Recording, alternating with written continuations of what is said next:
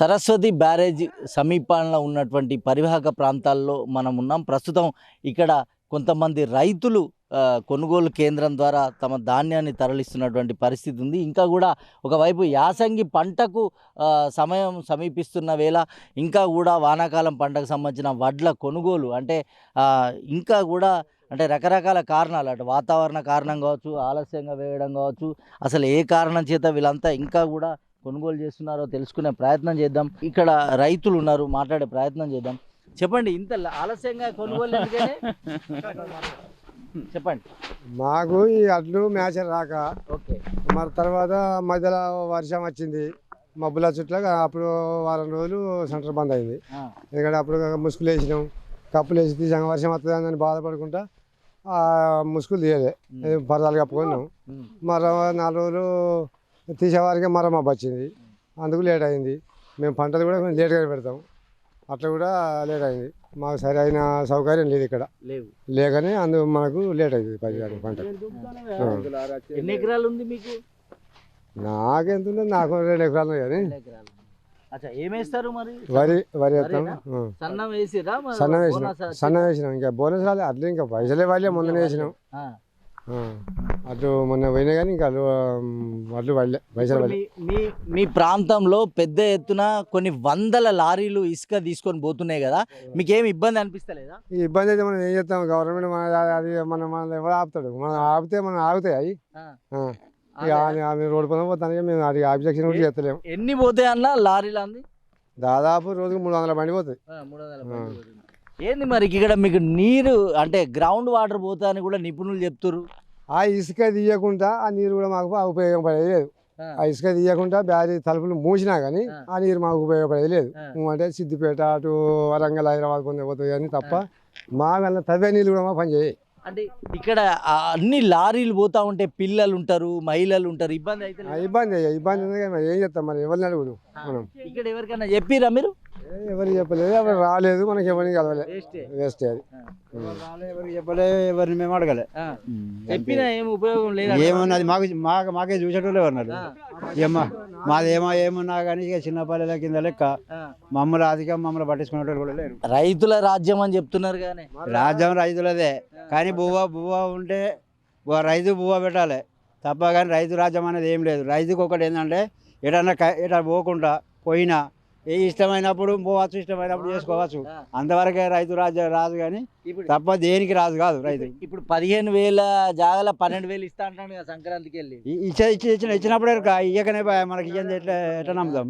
ఇచ్చినప్పుడు మనకు బలానాడు మాట అన్నాడు, ఆ మాట ప్రకారం మనకి ఇచ్చిందని మనం నమ్మచ్చు. ఇయ్యక ముందు ఇప్పుడు ఎట్లా నమ్ముతావు? నమ్ముతలేరా ఇప్పుడు? అయ్యా నమ్ముతలేరా అంటే ఇచ్చేదాకా ఇప్పటికీ ఒకటి పోయింది కదా, ఒకటి పోయింది మళ్ళీ కూడా ఎప్పటికీ. అప్పుడు కూడా చెప్పిండు రైతు భరోసా, రైతు బంధు ఇద్దామని. మాకైతే బ్యారేజీలో భూములు పోయినాయి, అది బ్యారేజ్ కట్టిండు. నేను ఊరు ఆలండారు చేస్తా అన్నాడు, ఆ ఊరు చేయలే.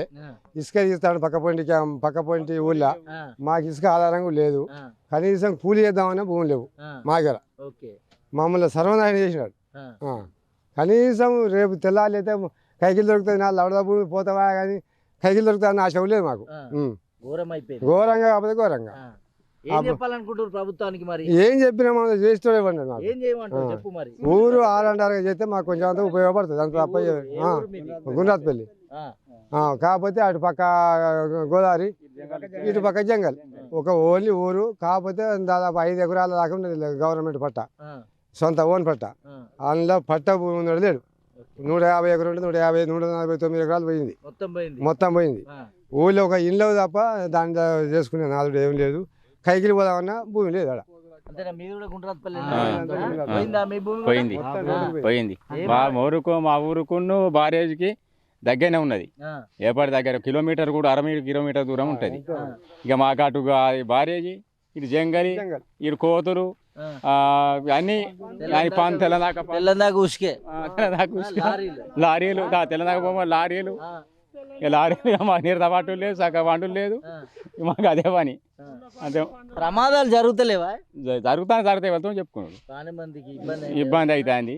ఇక గిదే పని చేసుకుంటూ గిట్నే తినుడు గంతే. ఇక మనిషిగా మాకు 20 గుంటలు ఎకరం గింత గంతమంది యాక్సిడెంట్లు అయినాయా ఈ మీ ఊర్లో కానీ చుట్టుపక్కల కానీ? అయితానాయి పోతానాయి. 2-3 చనిపోయింది. అయ్యో, దారుణం కదా. పోయిన సంవత్సరం కూడా ఇక్కడనే 2 జరిగినాయి. అవునా? జరిగినాయి. బర్రెలకు ఊళ్ళకు అన్ని బర్రెలు కూడా చనిపోతున్నాయా? బర్రెలు గొడ్లు కూడా లారీలు దొక్కేస్తానే. ఇది మనం చూడొచ్చు, ఇక్కడ రైతులు ఆవేదన వ్యక్తం చేస్తున్నారు. గుండ్రాత్పల్లి, మల్లారం, అదేవిధంగా అన్నారానికి సంబంధించినటువంటి గ్రామానికి సంబంధించినటువంటి రైతులు ఇక్కడ ఉన్నారు. పెద్ద ఎత్తున అంటే ఈ ఇసుక లారీల మోత, శబ్ద కాలుష్యంతో పాటు పెద్ద ఎత్తున ఇసుక తరలిపోతుంది. ఒకవైపు అడవి, మరోవైపు బ్యారేజ్ పూర్తిగా నిర్వాసితులం అయిపోయినాం. R&R కల్పించాలని కోరుతున్నారు. రైతుల గ్రౌండ్ వాటర్ లేదు. ఇసుక మాఫియా వల్ల తీవ్ర ఇబ్బందులు రైతుల యొక్క మాటల ద్వారా మనకు స్పష్టంగా అర్థమవుతుంది. ప్రభుత్వమే స్పందించేయని చర్యలు తీసుకోవాలి. మాకు నమ్మకం లేదనేటువంటి ఒక ఆవేదన, నిర్వేదాన్ని రైతులు వ్యక్తం చేస్తున్నారు. అంటే ప్రభుత్వం తెలిసే ఇదంతా జరుగుతుంది అనేటువంటి ఒక అభిప్రాయాన్ని రైతులు వ్యక్తం చేస్తున్నారు. ఇక్కడ మరికొంతమంది రైతులు ఉన్నారు. అమ్మ చెప్పండి, ఇంత ఆలస్యంగా వడ్లు ఎందుకు కొనుగోలు చేస్తారు? అంటే మాకు ఇక వర్షం పడ్డది కానీ ఫస్ట్ మేము పెట్టినే లేటుగా పెట్టినాం. అవునమ్మా, ఎన్ని రోజులు అయింది ఇవి తీసుకొచ్చి ఇక్కడికి? 15 రోజులు అవుతుంది. ఇప్పుడు యాసంగి పంట ఎప్పుడు వేస్తారు? మళ్ళీ లేట్ కాదు? యాసంగి లేదు ఇక. లేదు, ఒకటే పంటనా? ఒకటే. మీ ఊరు నుంచి ఇట్లా బాగానే ఇసుక లారీలు పోతాయి అమ్మ? ఇట్లా పక్క పంట పోతాయి. ఇక ఇబ్బంది అయితే లేదా? ఇబ్బంది అయితే మమ్మల్ని ఎవరు పట్టించుకుంటారు? ఎవరు పట్టించుకోరా? ఎవరు పట్టించుకుంటారు? ఇక్కడ ఉండే నాయకులకు కానీ పోలీసు వాళ్ళు ఎవరికి చెప్పిరా అమ్మ? ఎవరికైనా మేము ఎవరికి చెప్పలే, వాళ్ళు చెప్పిన మమ్మల్ని పట్టించుకోరు. పట్టించుకోరా అమ్మ? ఎందుకంటారు అట్లా మరి? ఎందుకంటారో మాకేం తెలుస్తుంది, పెద్దోళ్ళే తెలుస్తుంది. రైతులు ఉన్నారు, ఆయనను అడుగుదాం. సార్ చెప్పండి, ఇక్కడ పెద్ద ఎత్తున వందల లారీలు అంటే రాత్రి లేదు పగలు లేదు వెళ్తూ ఉంటాయి. ఏది ఇబ్బంది అవుతలేదు సార్? గత 10 సంవత్సరాల కింద టీఆర్ఎస్ ప్రభుత్వం ఉండగా ఇలాగే ఆ శ్రీధర్ బాబు అని మంత్రి ఉండే. అప్పుడు మా ప్రభుత్వం రాగానే ఇసుక లారీలు బంద్ పెడతాం. అప్పుడు బాగా చనిపోయారు, అక్కడక్కడ పడుకుంటూ చనిపోవడం వల్ల బంద్ పెడతామని చెప్పిండు. కానీ అట్లాగే కంటిన్యూ అవుతున్నాయి. లారీలు కూడా ఇసుక లారీలు బాగా నడుస్తున్నాయి.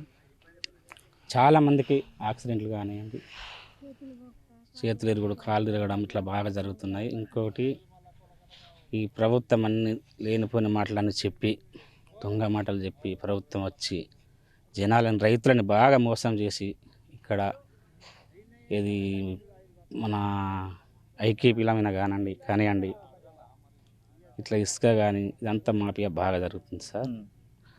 ఎందుకంటారు ఇట్లా? ప్రభుత్వం అన్నీ చేస్తున్నాం, మంచిగా రైతు భరోసా ఇస్తా అంటుంది, సంక్రాంతికి రుణమాఫీ ఏది లేదు, అన్ని దొంగ మాటలు. ఇప్పటి వరకు అయితే ఏం లేదు సార్.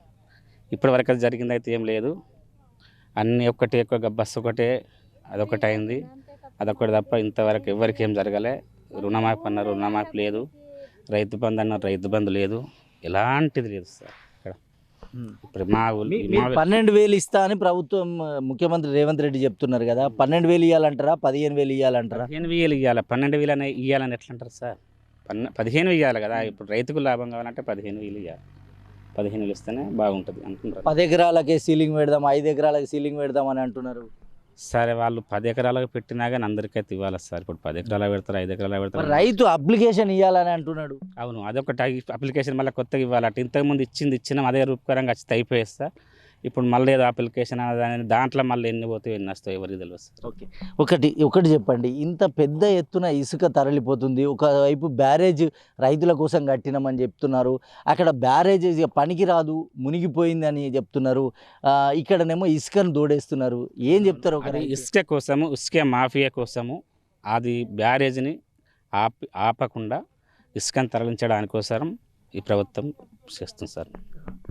చూసారుగా, ఇక్కడ పెద్ద ఎత్తున రైతులు అంటే వారి యొక్క ఆవేదన, అంటే రుణమాఫీ విషయంలో కావచ్చు, రైతు భరోసా విషయంలో కూడా వారికి నమ్మకాన్ని కోల్పోయినటువంటి ఒక అభిప్రాయం ఇక్కడ వ్యక్తమవుతోంది.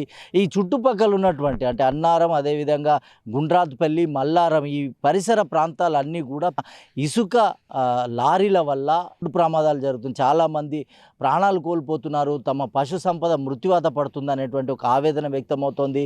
ప్రభుత్వం స్పందించాలి. గతంలో ఉండేటువంటి మంత్రి ఇలాకాల్లోనే ఇలా జరగడం బాధాకరం అనేటువంటి ఒక అభిప్రాయం రైతుల నుంచి వ్యక్తమవుతోంది. కెమెరా పర్సన్ మహేష్తో ఋషికేష్, సిగ్నల్ టీవీ, మల్లారం నుంచి.